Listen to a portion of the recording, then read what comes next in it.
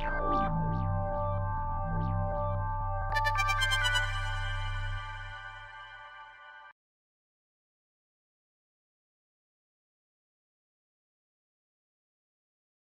you, why this medium for these pieces? Why you chose this medium for these pieces? I've been working with plastic. I've been working with acrylic paint on plastic for probably the past 10 years. And But this is different, isn't it? it's slightly different because normally I'd paint on the surface of the plastic bag and it would be exposed to the elements and it would degrade quite easily. The paint would fall off the surface, but I'm just now exploring this process of laminating the paintings and drawings under a sheet of plastic. So it's being preserved and just something I'm now thinking through as a conceptual. Is that sustainability is becoming something you want to know? No, I mean, maybe subconsciously, but it's not a conscious decision to do that. It's just literally, it started with the use of the materials. I had these laminate cards and started to work with them and just experimented.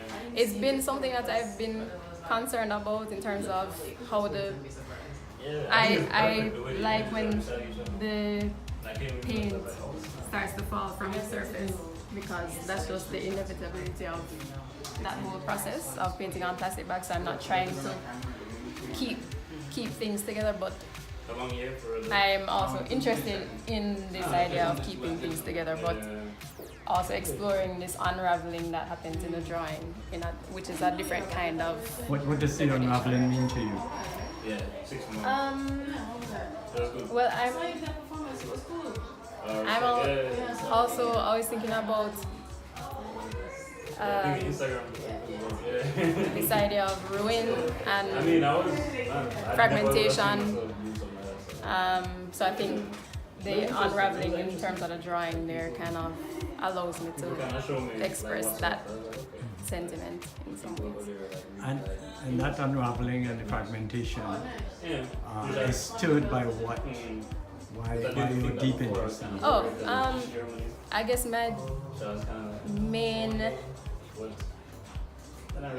project throughout my whole art career has been to look at post-colonial identity and thinking about the residue of colonialism, what that means, looking at different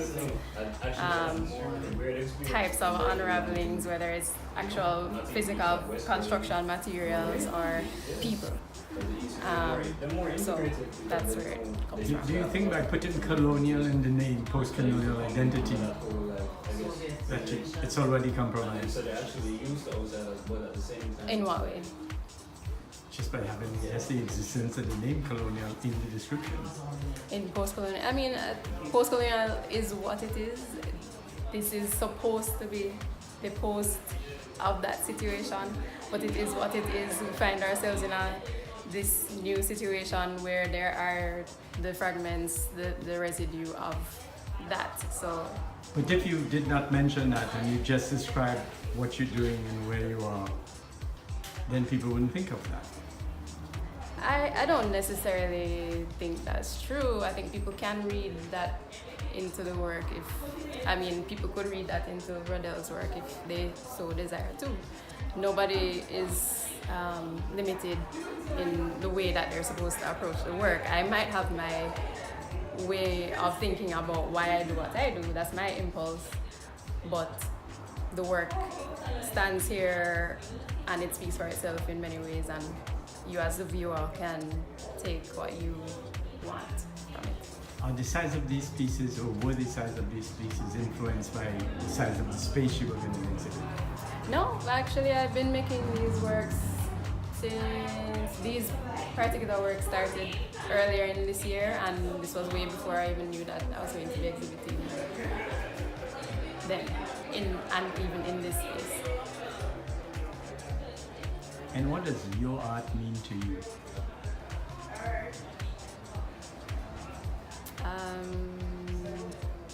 In what do you mean?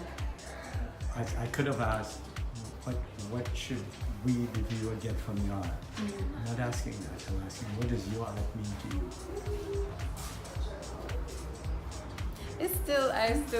I'm not sure what that means.